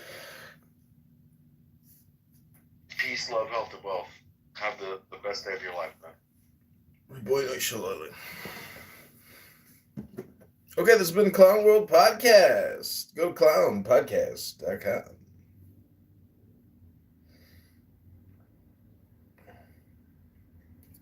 Good for you, Have you brother. noticed you stay inside? I don't know if you stay inside a lot. Maybe during the COVID. Man, I get bummed out. Just like I gotta get out. I mean, there's plenty to do at home, but you get lazy. I don't know. Right. So the commander was dual-hatted as both commander of US 4A and also of the NATO mission. The NATO construct when I was there, and this was later on in the war, was kind of a spoke model in which the I remember this. Yeah, and then Italy had. I guess I didn't realize that ISAF was actually part of NATO. I guess I never put that together. Yeah, it absolutely was. I remember. And also, it was also cool. So that tells you everything you know. Yeah, no, that's the case. And I never served anywhere close to Kabul. Came in, came out. So you were likely most U.S. troops there were dual-hatted, so you were likely counted towards the NATO presence, and also had your command went through national lines up to the U.S. That's similar to any state there, but that is likely, if you looked at a org chart, how it would look. Yeah, that's interesting. But I mean, like, that's I guess I look at this a little bit differently, because this would literally be NATO forming, the European Union forming over a war on its land. So I guess I'm wrong, but at the same time, I feel like this is a little bit different. I just don't know how to explain. So maybe you understand what I'm saying. So NATO as a coalition, one, there wouldn't be consensus to do anything directly in Ukraine. It just wouldn't be. But really what you're talking about is NATO for deploying troops to a country. One, those troops wouldn't have Article 2 protection. Those Article 2 protection is for attacks on sovereign territory. You'd obviously be outside of sovereign territory there.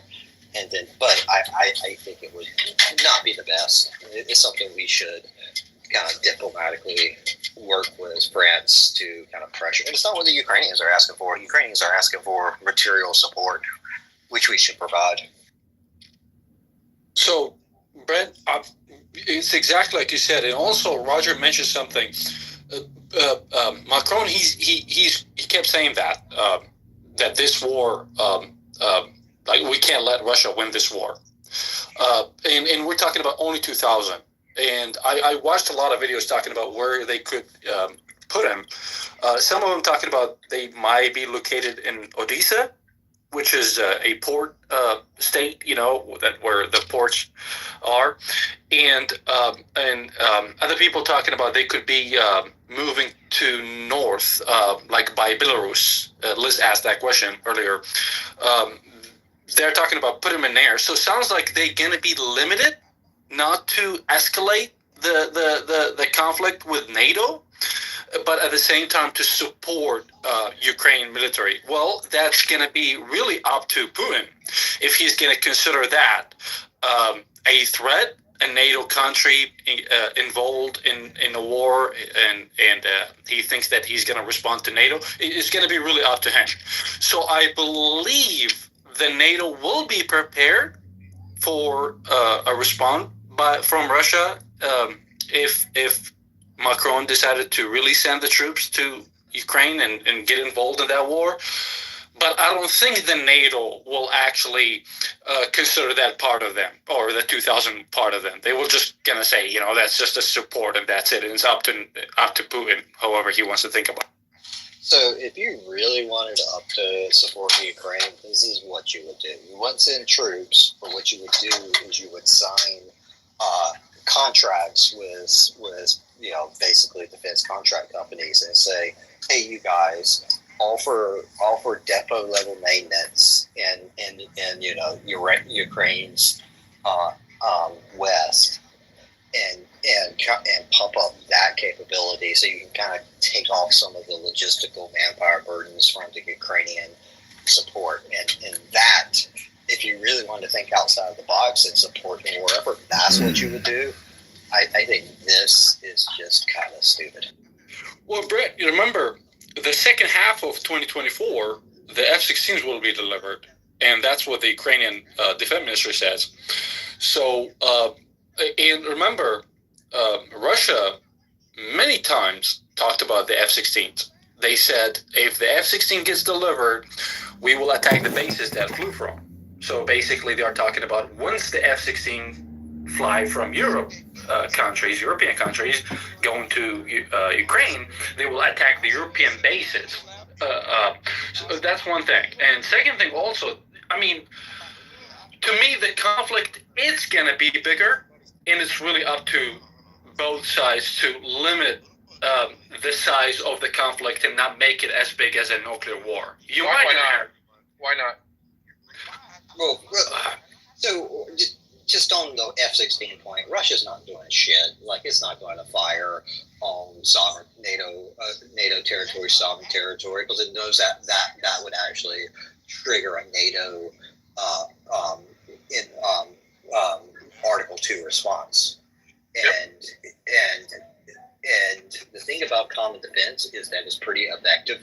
Like, and Russia knows this. NATO is a very credible alliance. So as far as that, I think is bogus.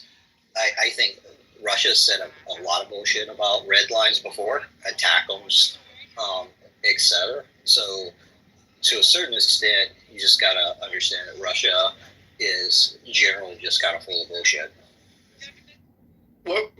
Yeah, this idea that nuclear war is neutral. Russia's not going to deploy a nuke. Russia's military would be, if Russia deployed a nuke, Russia's military will be gone in 3 days. And if you don't believe that, all you have to understand is the American fire strength. We've learned that Russia doesn't have that strong of a military. And the U.S. knows this. It's not a secret. So Philip, that's off the table. I mentioned that, and I do believe that. You know, I was involved. That's the reason we have a nuclear triad. Yeah, no. The U.S. military, it's based. I mean, a lot of people think that we are weak, and we don't have a lot of technology. But basically, what we have is way more than what people ever think. But my point is, the United States. But Philip, what I'm saying is, I mean, do European, if a nuclear war happens with Moscow or with Russia, they're still going to cause damage. I mean, yes, we understand that the United States stronger. You don't understand. If a nuclear bomb goes off in any capacity, Russia's done. Nuclear bomb doesn't have to go off. They can just hack our pharmacies and cause havoc like that. That's a stupid point. We're not talking about that right now. No, that is the point. The point is that the war is multi-theater. So to say that, okay, a nuclear weapon is the biggest concern here, that can be what you're focused on. Meanwhile, you're getting hit from 1,000 different directions. So I think it's silly to hyper-focus on a nuclear weapon. That's more of a deterrent from anyone invading them. Correct. But Philip, my point is, when I mentioned the F-16, the reason I mentioned that, because if you guys watching what's happening in the past 20 days, one of the things that Roger mentioned, the troops. Second thing also, what's happening, a lot of cities in Russia territories being attacked by long-range missiles. And to this moment, they really didn't, long-range missiles and drones also. They didn't mention what type of missiles, because as we know that the United States did not provide Ukraine with long-range missiles just to not attack the Russian territories. Plus today, as we're talking, we do have like almost 9 bombers, Russian bombers, hitting to the shooting zone. I guess it's above the Black Sea. That's when they're going to shoot their missiles. So we will actually see tonight what Russia could do, and that will determine what their response could be. I'm not, like I said, I'm not. I really can't say that Russia will escalate it and make it to the level that they will consider that like a war with NATO. But there's a risk of that, and the NATO countries are already mentioning that, like, we don't want to escalate it. Hey, Macron, back up, like, we don't want to do that, So we'll see. Look, listen, I'm not saying that Russia won't escalate things, but the levels that people go to right away is a little bit like, this isn't the way war works. And I think Greg kind of gets this. The issue is that Russia has to respond to certain things. They have no choice but to respond to those things. This is why the Cold War was so new, right? You had two nuclear powers fighting wars against each other through proxies, right? Well, this looks a lot like the Cold War right now, right? The Ukrainians are being helped through proxies. We're fighting a war through a proxy army. This is we thought we were past these days. I don't think there's many people that would have said this would happen. And we're not past these days. And it should kind of wake up call the way the world actually works. I mean, the bigger point is, the way to think about this is in terms of taxation, maybe. If you don't de-incentivize behavior like the Russians did, you're going to get more of it. Yep. You're going to create an inverse incentive for it. So you've got to create a tax on it, which is what we're doing. And then over time, we are raising, or we should be raising, the kind of stall supplemental is blocking the raising the cost part of it. But over time, what we have done is we've slowly and incrementally given them more types of support. Whereas, if you gave them F-16s at the beginning of the war, that might have been actually escalatory, but there's a temporal quality to this that, if you give them ATACMS, if you give them all these other stuff, then at the end of the day, F-16 is probably not going to make a deal. It's probably not that much difference. And that's what we've done. We're not giving them full F-16. Well, yeah, country. We have export treaties because F-16 is our platform. So if we wanted to block it, we could have blocked it. We don't really want to block it. So we're good with F-16 on there. The F-16s aren't going to be. They're not going to even have everything. It's just like the tanks. There's certain things we will not give any other country of our technologies. Oh yeah, absolutely. So the F-16s that are going to be flying there, while they're probably going to be, super. I don't know the word I'm going to work. They're going to be just fine fighting against Russia's military. It's not going to be something where you have the same idea of an American type of fleet there. They're not going to get a lot of the radio equipment. They're not going to get a lot of different things that come with the F-16. So I mean, it's like they're not going to get the full capacity of different weapons that you can utilize with that airplane. So, Philip, see, I do understand you're talking about from like a war point. Oh, capabilities. Yeah, okay. But my point is, like, the United States still to this moment, and that the United States is a big portion of the NATO. I mean, we're talking about like more than 60,000 member in the NATO. So the United States to this moment, they are encouraging Ukrainian troops to not attack Russian territories.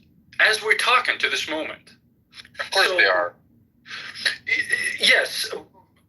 But Russia considers the F-16 as a tool that will be used to attack Russian territories. Sure, and are we seeing Ukrainian the troops attack? Look, I'm with the Ukrainian. I believe the best way to defend yourself is to attack.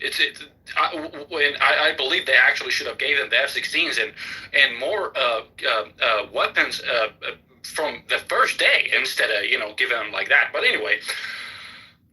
But are the Ukrainians already doing it, attacking Russian territories? Sure, yes. They are. We already know the answers, yes. Is that violating the United States rules? The United States will still stand with Ukraine. What rules do we have? To not attack Ukrainian territories. Where are those rules written down? Russian territories, sorry. Where are those rules written down? Well, it's not really enough, but it's basically. Exactly. That's what I we just understand call- that. Yeah. So, do you think the United States is going to encourage Ukraine to do things open and public against Russia? No, because there's plausible deniability. Very simple. So do you think it's secret that the United States is providing intelligence on when they can actually attack assets that will actually impact the war? Absolutely, we are. So do you disagree with that? Do you disagree with that, Brett? I mean, I think, well, on a moral issue, I think Ukraine attacking Russian territory is totally legit. That is what you'd want to do. I mean, as far as what we're doing to support it, I don't know. I mean, that goes into a lot of stuff. I'm not. Yeah, I get it. There's a lot of like where are the boundaries? Where are the boundaries of U.S. support? I don't know that answer. Where do you think the intelligence is coming from when some of these things happen? Let's just be honest about it. I mean, I don't. Think about it. You serve in the military. Yeah, I mean, I do. I'm just trying to phrase it correctly. I don't think you can discount the possibility that Ukrainians themselves have people in Russia. In fact, I think that's probably highly likely. Agree, and you can't discount the fact that America has assets in Russia that is probably collecting intelligence as well, right? Neither one of them can you actually discount. Yeah, I think we would probably collect intelligence on an adversary. Yeah, and we would probably share it if we felt like it was in our best interest. Philip, I just want to get back to that point that in a certain way, I feel like I'm not understanding it. That's what it is.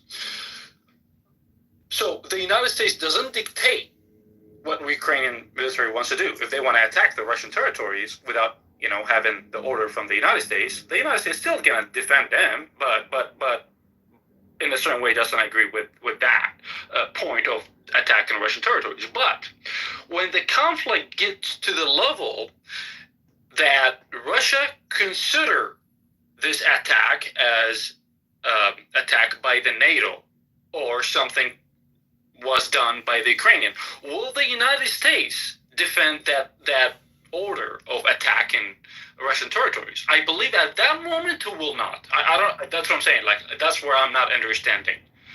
What I'm not understanding. I think it depends on the targets. You have to always ask what the targets were. The target. Oh, he got a call. The target today, a bomber airbase, and actually bombers in there, and these bombers are capable of carrying nuclear weapons, bombs. So that's a really high target. I mean, really important.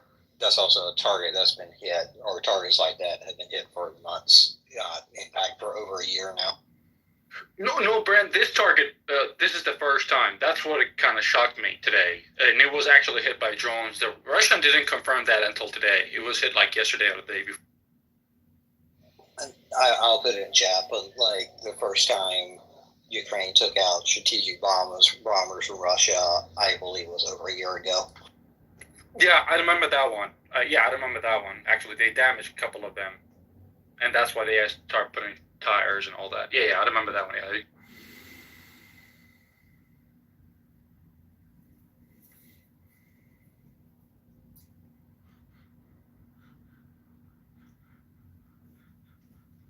Yeah, no, to me, it's a. I mean, I do support troops on the ground and let Russia do whatever they want to do. I feel like that decision should have been made a long time ago instead of just Macron making it by himself. I feel like this is the only way to stop Putin from what he's doing.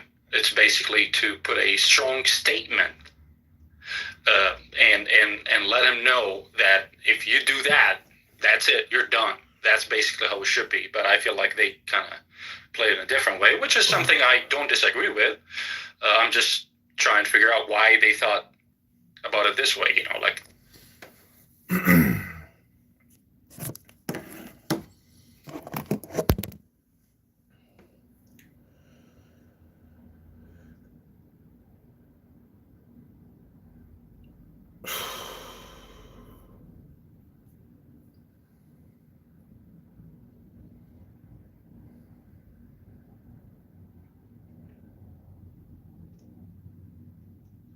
Yeah, I think it's time for a lot more offense and a lot less defense. It's time to make Russia rethink what the hell they're doing. So, in order to do that, you need a couple things. First of all, is artillery shells.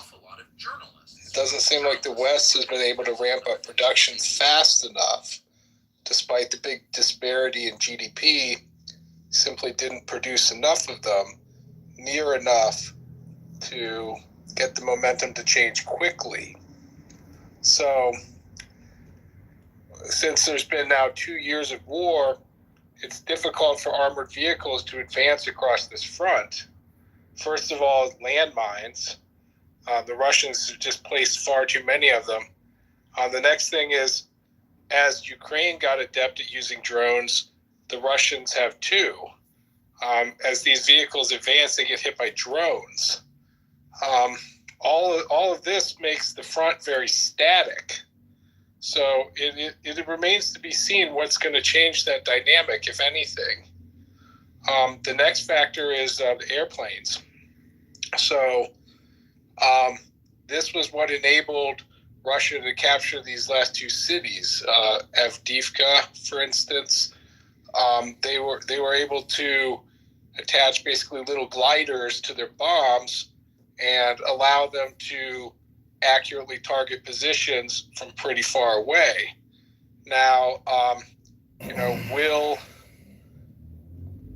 Ukraine be able to establish air supremacy and do the same thing back to the Russians? So far, not.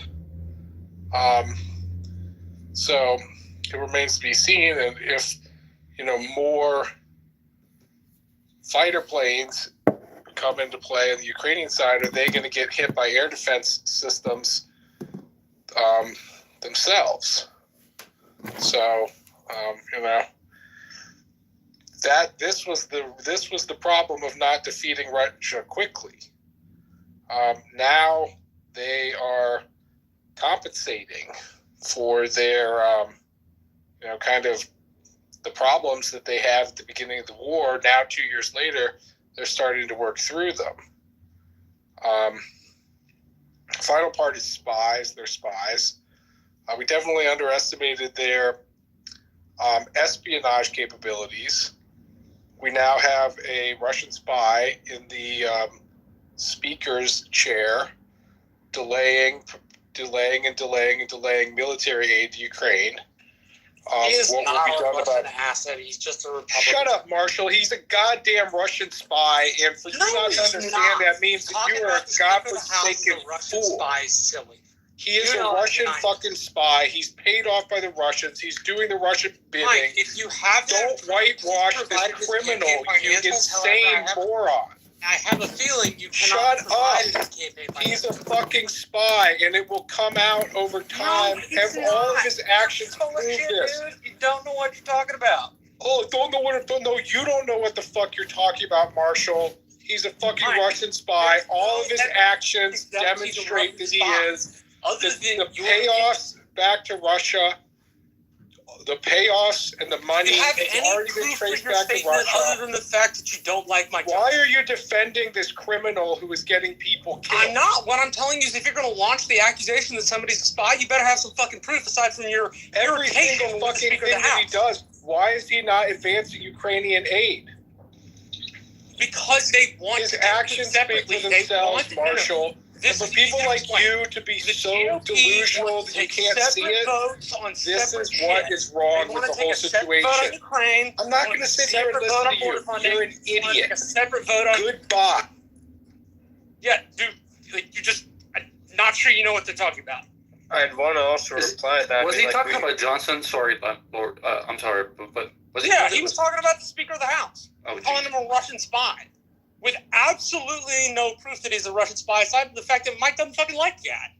Actually, Johnson... Like, your irritation is not proof that he's a spy. Marshall, Johnson, he's one of the biggest supporters to Ukraine. I mean, he's not getting that, but it's just, Johnson's thinking about it in a different way. Ukraine, his point as Speaker of the House is that he wants, for political reasons, to split the omnibus vote. The vote contains border funding. It contains funding for Ukraine and Israel. It also deals with enforcing Ukraine. All of that stuff, the Speaker of the House, because the caucus has wanted this, wants to separate them. So not a bill with 4 items, 4 separate bills with 1 item apiece. Now, Mike, you may not like that, but that's a completely legitimate legislative move. So it is within bounds, like it's going out of style. So what I will say is, everybody talks about how Marjorie Taylor Greene and Tucker Carlson and Mike Johnson was on the payroll. I mean, there is no evidence of that. I would say the KGB or the intelligence agencies co-opting somebody is not out of practice, but right now there's no evidence of that. So I think making those allegations is unfounded.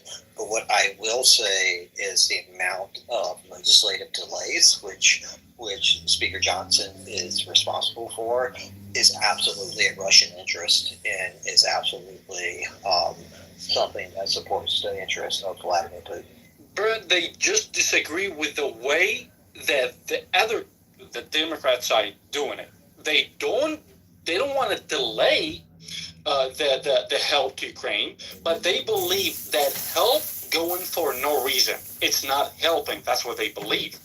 In the same way, a lot of people it's not just that. It's that they want to take single line party votes, right? For over a decade in our country, it has worked by having some mixture of continuing resolution, which is like we're just going to continue spending at the level we're spending, or the ability to go in and look at the legislation and vote in what's called regular order, which means one bill comes to the floor, one vote. Right? So the Republican Speaker of the House and the caucus want to split them because they can take political votes on them. Now, they'll probably still vote for Ukrainian funding. Point being, they can use it in a political campaign or a commercial to say, my opponent did this, nobody did that, that kind of thing. And it just gets really complicated. If they want to split Taiwanese, Israeli, and Ukrainian support, they've had quite a long time to do that. And regardless, again, the ability not to bring it to a vote, which is in Johnson's capabilities as Speaker of the House, if he can get it to the vote. Yeah, I'm not saying he doesn't have the power to discharge them in particular. I'm only making clear that the caucus's objection, not his personal objection, is the way that it's put together, right? But the other stuff, I definitely agree with you on. Which is super fine. He's the Speaker of the House. He runs the House. The Senate sent a bipartisan bill, quite a long time ago.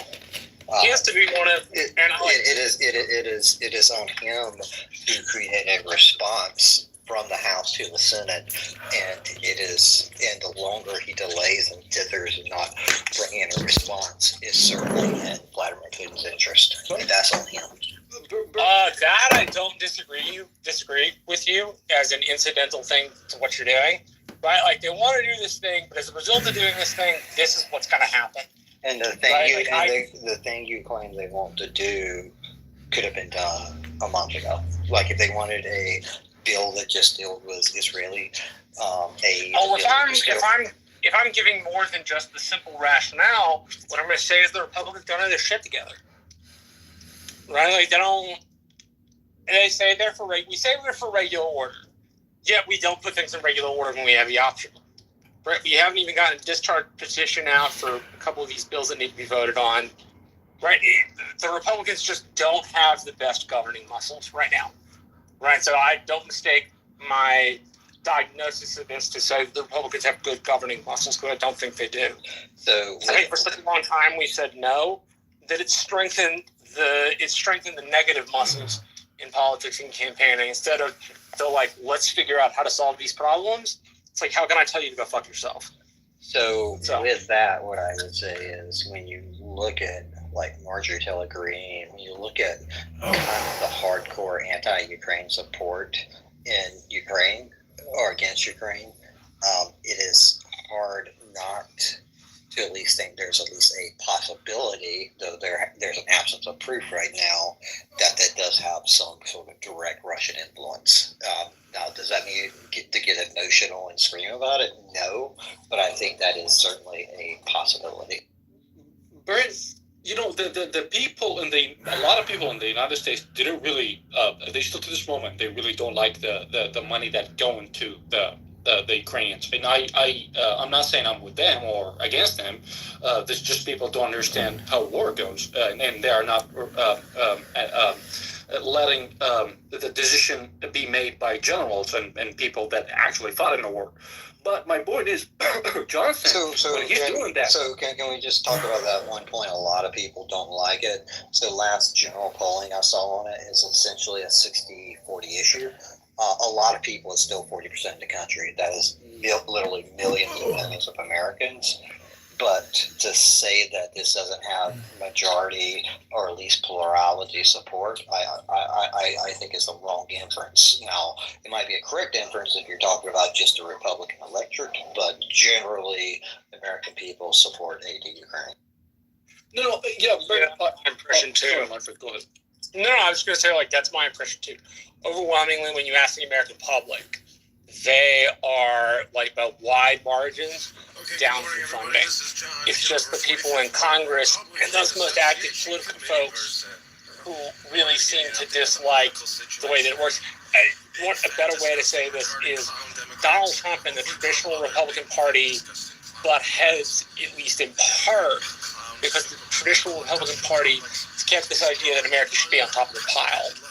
And Trumpism, to a great degree, argues we should just be another country in the world. That it's not our job to be police. We don't need to patrol the oceans, right? It's a denial of power and empire, right? And so I think those two things are genuinely playing out in the country, and you know, people will have different opinions. Maybe they don't cognizantly call it an empire, but they're figuring out or talking about or thinking about how we should deal with our power since World War II. I mean, there are a lot of these people that say something to the effect of, when our moms always told us as a kid, you can't say anything nice, don't say anything at all. If you can't use power responsibly, don't use it at all. But at least in Trumpism, it goes one step further and says, yeah, dude, but like this whole world leadership thing, it's just not cool, we don't want it. And I'm the other kind of Republican. So I don't agree with that at all.